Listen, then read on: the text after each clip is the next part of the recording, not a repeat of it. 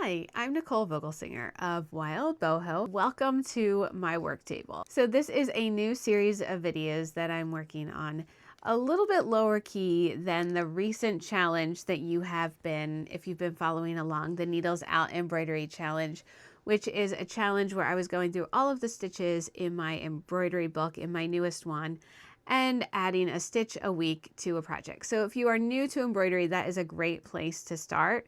I highly recommend it. This is even lower key than that though, and that is not a fast-paced embroidery challenge. It's very slow and methodical and kind of lets you get into the swing of embroidery in a relaxed way. This is just a little bit different. This is going to take you behind the scenes for what I'm working on. So you know that I do videos for John Bead, for Michaels.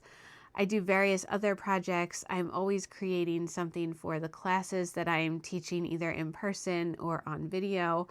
And so I have a lot going on behind the scenes, and it's usually a conglomeration of things. If I showed you my actual work table right now, you would see that. So the purpose of these videos is just to take you a little bit behind the scenes so you can get a sense of what I am working on during the week when I'm not actively filming videos that you'll see later on. And I'm going to start off by showing you something absolutely adorable that I have been working with this week. These are glass beads, and I'm going to try and focus on those. These are the most adorable little snowmen glass beads.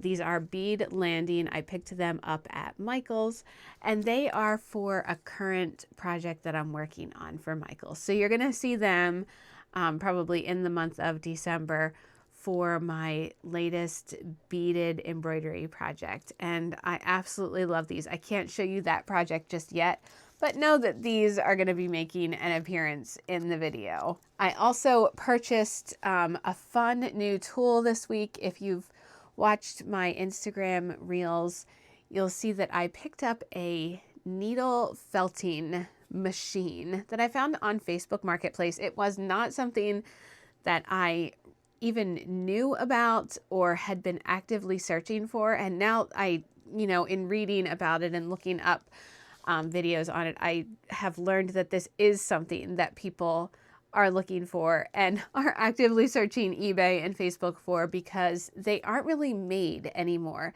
It's something, I guess, that came out quite a few years ago, and I don't know if they just weren't popular enough or if people just didn't take to the idea of it, if needle felting itself wasn't as popular as it is now.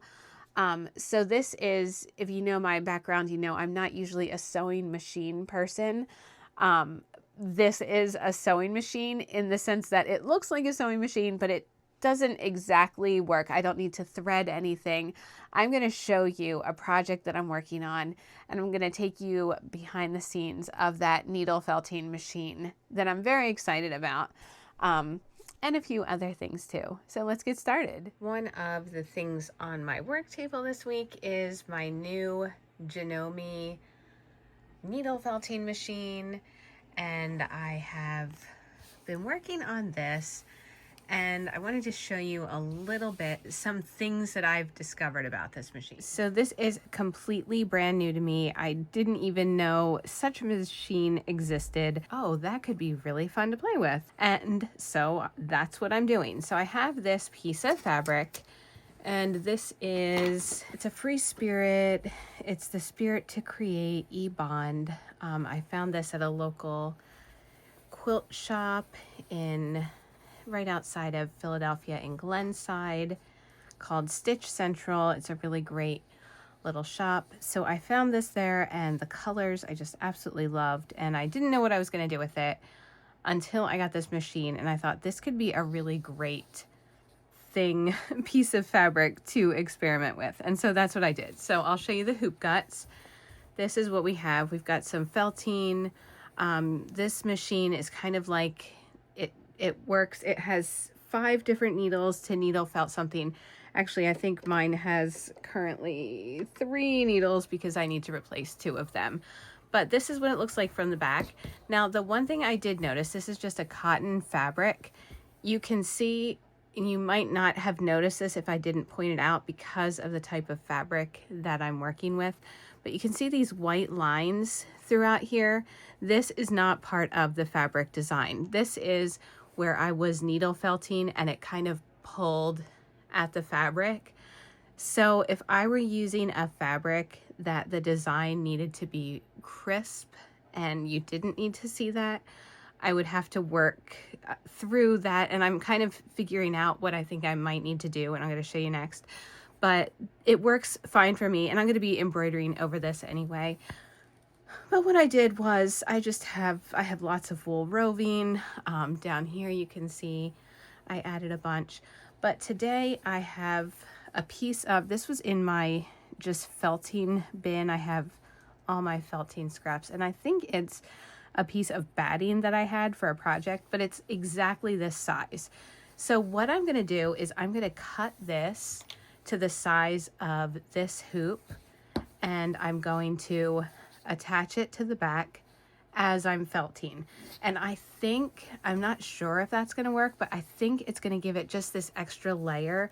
Again, I didn't read any directions on this machine. It came with a DVD. I was impatient to try it, so I haven't even looked anything up about it, but I think giving it this extra layer, like a needle felting, when you're actually needle felting, the needle has to go through something. The little barbs have to like be able to attach to something as you're felting it. And with this cotton fabric, I know I normally felt on this and it's working just fine, but I wonder if adding another layer might prevent some of this. So I'm going to try it on this piece, because if it doesn't work, that doesn't matter to me on this piece and I can work through it. I'm going to add this. This is just it was a scrap of fabric that came when I bought a pair of pants for my son, and it was just like to let you feel what the inside would feel like. But I really liked this, and I thought I'm going to cut this up and add this to a few places. Again, just experimenting. It's on the back of a knit fabric circle, and it's just kind of like a fleecy fabric, so I thought that could go good in a few places. So I'm going to add that to this and see if it works a little bit better. I also have a bunch of, I went to a fiber fest not that long ago in the fall, and I found one of the vendors is from not far from me, and she had all of these locks that were dyed. I mean, they were just gorgeous, and you could just pull from the colors anything that you wanted. So I kind of just put together this blend of colors. I mean, these are so beautiful, and I just love the texture of them, and I knew I was going to add them to something, but I didn't know what. This is actually the perfect color. It's like a blackish grayish. So I'm going to pull that out, and I was just going to add some locks to this and see how it goes. I'm just going to start by laying this fabric down. I took it out of the hoop. I'm not going to trim it yet until I start felting a little bit through it, and then I can trim off whatever I want. I don't want too much bulk since this is going to be in an embroidery hoop, so I will be trimming the edges. I don't want too much of it overhanging, but for right now I think it might work that I'm using the full width of it as I'm felting. And then I don't measure or anything like that, so I feel like this machine is maybe perfect for me because I like to kind of just place things and see what happens, which is how a lot of my work comes about. And so I'm just going to cut a few of these shapes. This is actually holding together better than I thought. I thought that it was going to start to, well, now that I say that, a little of it is coming off, but that's not bad. And I want to round this edge. I'm just trying to, as I work through a project like this, I don't want to take away from the original fabric, because the original fabric is, I liked it enough to want to buy it. So when I'm working on a project like this, I'm trying to keep things as much like the original fabric as I can while still adding, you know, the boho touch that I'm going to be adding. So I'm just adding a few of these pieces. I know that my embroidery hoop is going to be, you can still see the shape of the hoop, which is why I like to work in a hoop like that, because you can see the outline of the hoop here. And so I know I'm not going to extend beyond this because my embroidery hoop is going to cut it off right about here. So I'm just adding a few of those pieces, and I want to layer the lace on top of that. You can see I added lace throughout here. I didn't know what it was going to do. I added some, these are felt pieces that I cut strips of. Again, this is like a wool felt here. I did roving. The Elena thread from Sue Spargo that I love, that wool thread, I added some in here to kind of imitate, you see what I have going on here in the fabric. I wanted that same effect to take place there. And now I think I'm just going to take some of these little roving, or these locks. I don't want to lose too much of what they look like. Like, I love this. And so sometimes when I'm working with locks, I'll twist and then kind of sew, you know, stitch things down. But I'm just curious what this is going to look like to add this. I think it's going to give it, I mean, that one's like the perfect shape for that. Yeah, we're just going to see what happens. This is a piece that I'm experimenting and playing with, and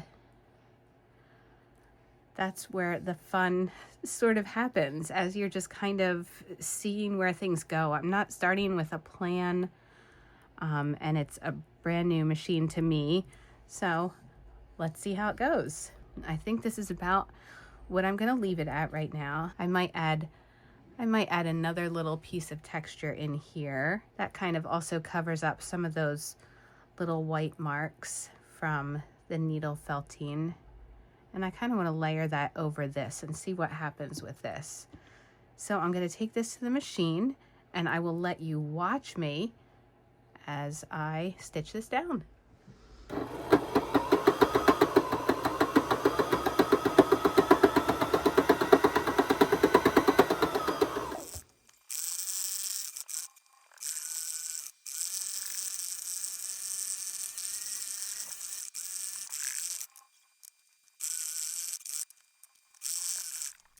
I think it's important to interrupt and go into super slow motion right here and let you know how important it is to use the needle guard.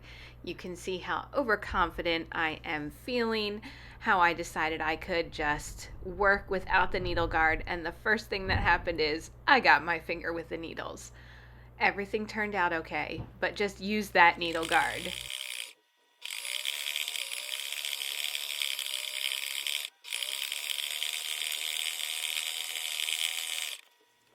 Okay, so a few things I learned. Don't stick your finger under the needles or the guard when you are felting. I survived this one, but I better be more careful next time. I learned that little pieces like this and this are slightly trickier to work with, and don't just make your needles go faster to make them stay on the fabric better. This time it actually worked, because the edges pulling up that little bit of gray along the sides is going to work perfectly for this. And I'm glad I saved these little scraps of this because it looks cool mixed in there. I absolutely love the locks in here. I think they might be my favorite part. And when I'm feeling it, like, it's so much rougher, the locks are, than the roving, and I just really like the texture of that. So I kind of went over everything again, and you can see the back now, all of the areas that I've felted. This is adhered to this pretty good. I mean, if I pulled it, it would take some. I didn't actually do this too much down here. So if I pulled it carefully, I'd probably shred it a little bit, and I could get it off, but I don't want to. So now I'm just going to trim it and put this back in my hoop. And then I'm done with the felting part, and I'm just going to embroider it. This is why I am going to trim this. You don't want to have this much bulk if you're keeping your project in the embroidery hoop. If I was keeping this a square or a rectangle and I was going to attach it to a canvas or do something else with it, that wouldn't matter as much, and the embroidery hoop would just be like the vessel that I'm using at the moment to help me hold everything secure and to make the embroidery a little easier. Since this is being stitched in a hoop, and you've seen videos where I finish my hoops, all of this extra bulk just makes things bulkier back here, and I don't want that. I also don't want to deal with that as I'm stitching it. So this isn't going to come out of the hoop anymore after this, and so I'm just going to make sure that it is positioned exactly how I want it. And then I'm going to tighten the hoop up and then trim any of the excess batting from around the edges. So I'm setting this aside now because I am working on my Michael's project, which is right here, and hopefully you'll see soon. I also have a collage project that I'm working on. I have a few collage pieces that I'm working on, so this is the latest. So that is the first of my work table weeklies. I hope you enjoyed it. I'll be answering questions during some of these, and I hope you enjoyed the little peek into my work process for how I start putting hoops together. Next time I'm probably going to be picking out threads and beads, and so I will take you into that. Until then, happy stitching!